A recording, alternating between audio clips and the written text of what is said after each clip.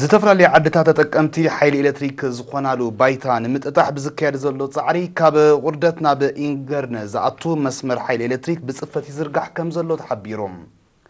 ኣማሕዳርን እዞባ ኣውርደት ኣቶ ተክለ ብርሃን ገብረወልድ ነቲ ዝሰላሰል ዘሎ ስራሕ መልኪቱ ብዝሃቦ ሓበሬታ እቲ ዕማም ብምዋሃድ ህዝብን ኣባላት ህዝባዊ ሰራዊትን ብጽቡቕ ይሳለጥ ከም ዘሎ ምስተዛዘመ ድማ ካብ ምምሕዳር ከባቢ ካርሸምላ ዓድታት ኣቶ ብርሃንን ዓዲ ኦስላይን ካብ ምምሕዳር ከባቢ እንድራይብ ዓዲ ሓመድ ኬርን ከጀልን ካብ ንእዞባ ድገ ምምሕዳር ከባቢ ተከረሬት ድማ ዓድታት ዓዲ ሸገሊን ዓዲ ሸኽ ሑመድን ተጠቀምቲ ናይቲ ካብ ከተማ ኦርደት ዝብገስ ሓይሊ ኤሌክትሪክ ከም ዝኾነ አብሪሆም ኣብቲ ስራሕ ካብ ዝሳተፉ ዘለዉ ኣባላት ህዝባዊ ሰራዊት አብርሃም ገብረ ኣምላኽን ስዒድ ሳልሕን ነቲ ምስ ህዝቢ ተዋሂዶምን ብሞያውያን እናተመርሑን ዘካይድዎ ዘለዉ ዕማም ብጽፈት ንምዕዋት ይነጥፉ ከም ዘለዉ ብምሕባር ራእይ ህዝብን መንግስትን ኣብ ሽቱ በፂሑ ነበርትተን ዓድታት ኣገልግሎት ኤሌክትሪሲቲ ዝረኽባሉ እዋን ነዊሕ ከም ዘይኮነ ሓቢሮም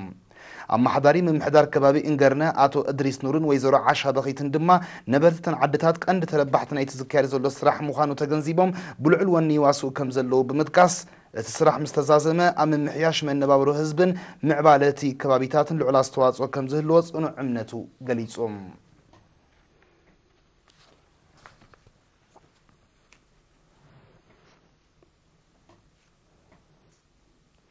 ተርእየቱ